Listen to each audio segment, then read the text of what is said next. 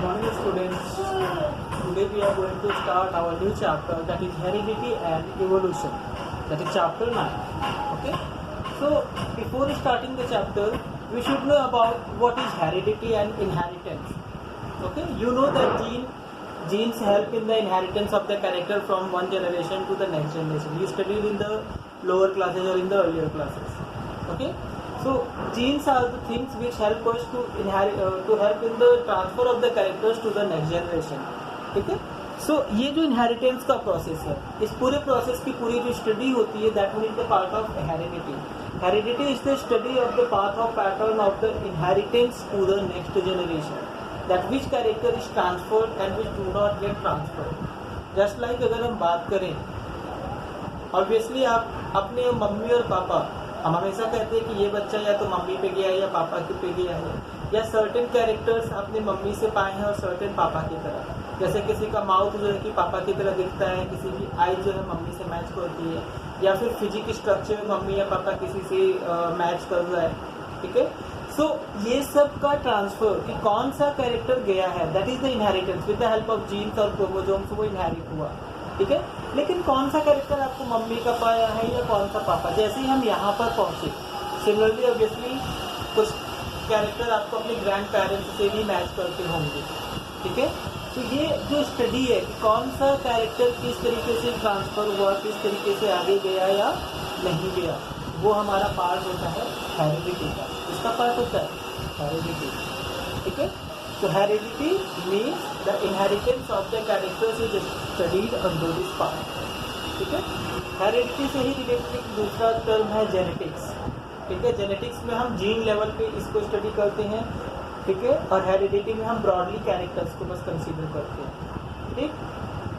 Genetics के बारे में आप आगे पढ़ोगे तो पहले ही बता दूं कि genetics, father of genetics is the Gregor John Mendel और जीजे मेंडल. ठीक है. He is the father of the genetics, जिन्होंने सबसे पहले इस पे काफ़ी ब्रॉड स्टडी अच्छे से की. Okay. So come to the topic variation. अभी हमने डिस्कस किया कि आप में अपने पेरेंट्स के कैरेक्टर्स अवेलेबल हैं, बट क्या आप अपने पेरेंट्स की एग्जैक्ट कॉपी हो. किसी भी एक पर्टिकुलर पेरेंट की एग्जैक्ट कॉपी सेक्सुअल रिप्रोडक्शन में पॉसिबल नहीं होती है. ये असेक्सुअल रिप्रोडक्शन में पॉसिबल होता है कि क्लोन बनते हैं. ठीक है. तो अगर चाइल्ड में अपने पेरेंट्स के कंपेयर में, चाइल्ड यानी कि प्रोजेनी, चाइल्ड में या प्रोजेनी में अपने पेरेंट्स के कंपेयर में जो भी चेंजेज आते हैं, these changes are called variation. These changes are called variation. So ये जो चाइल्ड है, हम इसे वेरिएंट भी कह सकते हैं. क्या कह सकते हैं? वेरिएंट भी कह सकते हैं. ठीक है. तो ये वेरिएंट यानी कि जिसके अंदर वेरिएशन है वो ऑर्गेनिज्म क्या कहा जाएगा? वेरिएंट कहा जाएगा. ठीक है. उस ऑर्गेनिज्म को क्या कहेंगे? वेरिएंट कहेंगे. तो जिस भी ऑर्गेनिज्म में ये जो वेरिएशन है, ये चेंजेज है, अब आपको अपने पेरेंट्स के कंपेयर में कुछ न्यू कैरेक्टर्स भी मिल सकते हैं. जैसे कि हम बात करें कि किसी के पेरेंट्स के पूरे एक हाथ में, एक साइड में 5 फिंगर्स ही होते हैं, एक 4 आर्म में क्या होते हैं? 5 फिंगर्स ही होते हैं, बट उनके चाइल्ड्स में 6 फिंगर्स है. पॉसिबल है. ठीक है. तो ये जो 6 फिंगर का कैरेक्टर है, ये भी अ टाइप ऑफ वेरिएशन है. ये भी अ टाइप ऑफ क्या है? वेरिएशन ही है. सो variation means any kind of change जो कि आपको अपने पेरेंट्स के कंपेयर में मिल रहा है. एक्स्ट्रा चेंज, एक्स्ट्रा थिंग, वो आपका क्या हो जाएगा? वेरिएशन हो जाएगा. ठीक है. आपके पेरेंट्स के, ग्रैंड पेरेंट्स के, सबके पूरी फैमिली हिस्ट्री में हम बात करें, सबके स्ट्रेट हेयर थे. मदर साइड, फादर साइड, दोनों साइड, उनके नाना नानी, उनके मम्मी पापा, दादा दादी, सबकी जिनके जेनेटिक स्ट्रक्चर साथ में आ रहे हैं, पेरेंट्स, ग्रैंड पेरेंट्स, उनके पेरेंट्स और ग्रैंड पेरेंट्स, सबके बॉडी कैरेक्टर्स में कहीं भी कर्ली हेयर का कोई भी कैरेक्टर नहीं था. कोई भी कर्ली हेयर का कैरेक्टर नहीं था. बट आप में, चाइल्ड में क्या या कर्ली हेयर्स आ गए. So it is a type of variation. ये टाइप का क्या कंसीडर किया जा सकता है? वेरिएशन कंसीडर किया जा सकता है. ठीक है. अब ये जो वेरिएशन होता है, जो चेंजेस आते हैं प्रोजेनी में यानी कि नेक्स्ट जनरेशन में, चाइल्ड में, वो क्या हो गया? वेरिएशन. और ये मे बी बेनिफिशियल हो, मे बी हार्मफुल हो, और मे बी कोई इम्पैक्ट नहीं डालता हो. ठीक है. अब आप कहोगे सर वेरिएशन बेनिफिशियल है, हार्मफुल कहाँ से हो गया, कहाँ पे कोई इम्पैक्ट नहीं डाल रहा है। तो बेटा ये बताओ 6 फिंगर होने से आपकी डेली फिजिकल एक्टिविटी में कोई फंक्शन चेंज हुआ? नहीं। 6 फिंगर होने से आपका कोई भी चेंज नहीं हुआ। लेकिन बहुत सारे ऐसे गेम्स हैं, बहुत सारे ऐसे मतलब गेम्स या अदर चीज़ें हैं जिनमें आपको कुछ स्पेशल एक्टिविटीज़ की वजह से रिजेक्ट कर दिया जाए। जैसे हम बात करते हैं कि आर्मी में अगर आपके बोन्स ऐसे टच कर रहे हैं, नी के पास, घुटने के पास अगर आपके घुटने ऐसे टच कर रहे हैं तो आप आर्मी में नहीं सेलेक्ट किए जा सकते। एक टाइप ऑफ चेंज बहुत सारे लोगों में ऐसा होता है, बोन्स का टेढ़ा होना due to certain genetic changes है। ठीक है, तो कोई भी चेंज बेनिफिशियल हो सकता है, हार्मफुल हो सकता है। अब मान लीजिए आपके पेरेंट्स में कोई ऐसा ट्रेट था, कोई ऐसा कैरेक्टर था, कलर ब्लाइंडनेस ले लेते हैं, कोई स्पेसिफिक कलर ना देख पाने की कैपेसिटी होती है, सॉरी मतलब डिजीज होती है। सो कलर ब्लाइंडनेस के केस में जो पर्सन है वो सर्टेन स्पेसिफिक कलर्स को आइडेंटिफाई नहीं कर सकता। ठीक है, सबसे कॉमन कलर ब्लाइंडनेस मिलता है ग्रीन और रेड कलर में। ठीक है, तो अब ये बताओ अगर आपके पेरेंट्स पिछले कई जनरेशन से maybe they don't know या they know, we don't know कि वो जानते थे या नहीं, लेकिन कलर ब्लाइंडनेस वाले पर्सन्स को स्पेशली रेड और ग्रीन कलर को कभी भी पायलट, ड्राइवर या मतलब जो ड्राइविंग का वर्क रिलेटेड है उससे रिलेटेड जॉब नहीं मिल सकता था। लेकिन ड्यू टू सर्टेन वेरिएशन आपके अंदर से वो कलर ब्लाइंडनेस का जीन खत्म हो गया। Now you are a normal person, आपको वहाँ पे जॉब मिल सकती है आराम से। ठीक है, सो ये हमारा बेनिफिशियल वेरिएशन हो गया। प्रोसेस को रिवर्स कर देते हैं, पेरेंट्स में कहीं भी कलर ब्लाइंडनेस नहीं था but due to some variation child में कलर ब्लाइंडनेस आ गया। तो यहाँ पे क्या हो गया, ये वेरिएशन उसको हार्म कर रहा है, उसको क्या कर रहा है, हार्म कर रहा है फॉर द जॉब पर्पज। ठीक है, इसी तरीके से हमारे हर एक कैरेक्टर्स किससे कंट्रोल करते हैं, डीएनए से कंट्रोल होते हैं, जीन से कंट्रोल होते हैं। इसी तरह प्लांट्स में भी हर एक कैरेक्टर डीएनए से या जीन से कंट्रोल होगा। अब ये मत कहना कि सर प्लांट सेल में भी डीएनए होता है, obviously they also have DNA. ठीक है, सो प्लांट सेल्स में जो जीन है, ऐसा ही एक जीन है जो क्लोरोफिल फॉर्मेशन को कंट्रोल करता है। किसको कंट्रोल करता है, क्लोरोफिल फॉर्मेशन को। अब अगर प्लांट से जो न्यू बेबी प्लांट यानी कि सीडलिंग बनने वाला था, न्यू सीड बनने वाला था, उस सीड के अंदर ये क्लोरोफिल फॉर्मेशन का जीन मिसिंग हो गया, तो क्या उस प्लांट में क्लोरोफिल होगा? नहीं, उस प्लांट में क्लोरोफिल क्या है, मिसिंग है। अब इस केस में क्या वो प्लांट सीड से जर्मिनेट तो हुआ लेकिन क्या वो सरवाइव करेगा? नहीं करेगा, क्योंकि जब तक सीड जर्मिनेट कर रहा था वो एनारोबिक रेस्पिरेशन से अपना प्रोसेस कंप्लीट किया, जो रिजर्व फूड था उसको यूज किया। बट आफ्टर सम टाइम जैसे ही प्लांट का रिजर्व फूड मटेरियल खत्म होता है, वो डेवलपमेंट की फर्दर स्टेज में पहुंचता है, it requires chlorophyll to prepare its food. But due to absence of the chlorophyll क्या वो सीडलिंग फूड बना सकता है? नेवर, वो सीडलिंग फूड नहीं बना सकता है। सो वो सीडलिंग वहीं पे डाई कर गया, यानी कि due to the absence of the character of related with the chlorophyll a type of variation was there, the plant was died. So it was a harmful change, it was a harmful variation. ठीक है, सो हमने तीनों points को discuss कर लिया कि beneficial भी हो सकता है वेरिएशन, हार्मफुल भी हो सकता है, या फिर रिमेन सप्रेस्ड, कोई इफेक्ट ना डालना हो, कोई भी इम्पैक्ट ना डालना हो। ठीक है, अच्छा ये जो वेरिएशंस होते हैं ये जनरेशन टू जनरेशन कलेक्ट भी होते हैं।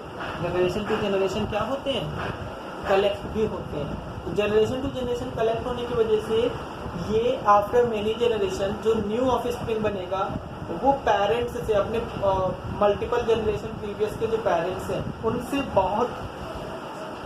बहुत ज़्यादा एडवांस होगा। बहुत ज़्यादा क्या होगा, एडवांस होगा। अगर कॉमन एग्जांपल देते हैं, शायद हर किसी के घर में तो नहीं, लेकिन आप इसके लिए किसी राजा महाराजा का या फिर किसी अदर फेमस पर्सन का जिसकी मल्टीपल फैमिली का जनरेशन अवेलेबल हो, जैसे हमारे इंडियन हिस्ट्री में आप पढ़ते हो बाबर से लेके हुमायूं और उसके बेटे अकबर शाहजहां तक, या फिर किसी अदर राजा महाराजा का, किसी फेमस पर्सन का अगर आप गूगल करोगे तो उनके पापा, ग्रैंडफादर वगैरह की 3-4 फोटो और उनकी नेक्स्ट जनरेशन की फोटोज मिल जाएंगी। And if you want to study, वहाँ पे आप स्टडी करोगे तो उनमें धीरे धीरे ग्रेजुअल चेंजेज हुए होंगे, कुछ ना कुछ चेंजेज आए होंगे और वो नेक्स्ट जनरेशन में क्या हुआ होगा, ट्रांसफ़र हुआ होगा। कहोगे सर गूगल पे इतना कुछ कहाँ सर्च करें, सबसे सिंपल ह्यूमन इवोल्यूशन को सर्च कर सकते हो।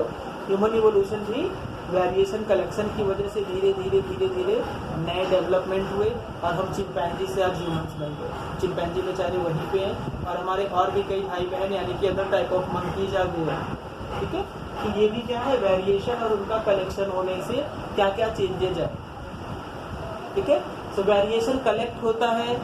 ठीक है, और फिर उससे क्या होंगे, डिफरेंट काइंड ऑफ चेंजेज भी क्रिएट होंगे। डिफरेंट टाइप ऑफ चेंजेस से एक न्यू स्पीसीज का फॉर्मेशन होगा। अब ये न्यू स्पीसीज का फॉर्मेशन दो टाइप का हो सकता है।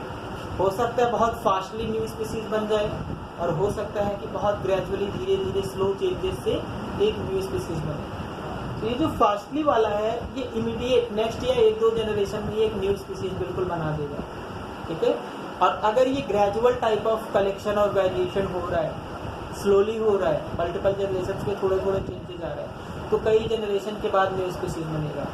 अगर बहुत फास्टली एक न्यूज बिल्कुल we can say that immediately किसी ब्रॉड चेंज से, ड्रेस्टिक ब्रॉड चेंज की वजह से कोई न्यू स्पीसीज बनती है तो वो स्पेशिएशन कहा जाएगा। ठीक है, और अगर ग्रेजुअल चेंजेस की वजह से चेंज हो रहा है तो वो कहा जाता है इवोल्यूशन। क्या कहा जाता है, इवोल्यूशन कहा जाता है। ठीक है, सो ये जो एक्युमुलेशन ऑफ कैरेक्टर है ये इवोल्यूशन में भी हेल्प करता है, स्पेशिएशन में भी हेल्प करता है। दोनों में ही जो मेन थीम है वो है कि एक न्यू स्पीसीज का फॉर्मेशन होगा, बेटर या bad, that's a different thing. Beneficial evolution है तो बेटर होगा, हार्मफुल इवोल्यूशन है जो कि डेथ नहीं कर रहा है तो फिर वो बैडर न्यू स्पीसीज बनेगी, बैड न्यू स्पीसीज का फॉर्मेशन हो सकता है। ठीक है, तो ये हो गया स्पेशिएशन और इवोल्यूशन। अब हम बात करते हैं कैरेक्टर्स कुछ ट्रांसफर हो रहे थे नेक्स्ट जनरेशन में। ये बताइए कि सारे कैरेक्टर आपके ट्रांसफर हो जाएंगे नेक्स्ट जनरेशन में? ये तो क्वेश्चन थोड़ा अलग हो गया। चलो, आपके मम्मी पापा के जो भी कैरेक्टर्स है क्या वो सारे आप में आ गए? भाई आपके मम्मी पापा बहुत हेल्दी होंगे बट माइट बी पॉसिबल आप थोड़े ज़्यादा ही दुबले पतले हो। तो ये क्या हो गया, आपका एक टाइप ऑफ वेरिएशन का पार्ट हो गया। लेटर ऑन स्टेज में मोटे हो जाओगे बट बहुत सारे होते हैं कि अभी से नॉर्मल फिजिक रखते हैं। ठीक है, तो यहाँ पे क्या हुआ, कुछ ऐसी कैरेक्टर्स है जो इनहेरिटेड होते हैं, जो हमें अपने पेरेंट्स से ही मिले होते हैं, और एक्वायर्ड ट्रेट या एक्वायर्ड कैरेक्टर जो हम अपनी जनरेशन, अपने लाइफ टाइम में गेन करते हैं। ठीक है, so inherited traits or inherited characters are those characters which are transferred from the parents या they were present by birth। जो भी कैरेक्टर, जो भी ट्रेट हमारी बॉडी में बाय बर्थ प्रेजेंट है, जैसे ब्लड फॉर्मेशन की capacity, skin, eye colour, hair colour, presence of hair etcetera, these are the part of inherited trait. ये सारे क्या है, इनहेरिटेड ट्रेट का पार्ट है। किसका पार्ट है, इनहेरिटेड ट्रेट का। ठीक है, लेकिन दूसरी तरफ है एक्वायर्ड ट्रेट, जिसे हमने अपनी लाइफ स्टाइल में गेन किया। अपनी लाइफ स्टाइल में क्या किया, गेन किया। भाई किसी को कुछ खास कैरेक्टर था, अपने हेयर्स से कुछ ज़्यादा ही पसंद था, ब्लैक हेयर्स को ब्राउन करना चाहता था, तो उसने ब्राउन कलर की डाइज या ब्राउन कलर के ऐसे केमिकल्स का यूज किया या इस तरीके से किया कि अब उसे बार बार डाई कराने की ज़रूरत नहीं पड़ रही है, लेकिन उसके हेयर्स ब्राउन हो गए।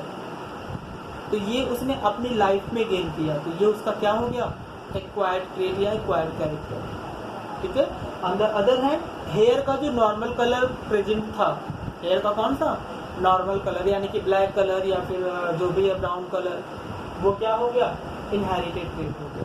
कौन सा ट्रेट हो गया, इनहेरिटेड ट्रेट या इनहेरिटेड कैरेक्टर का पार्ट हो गया। यहाँ तक क्लियर? आई होप आपको कोई डाउट यहाँ तक अगर होगा सो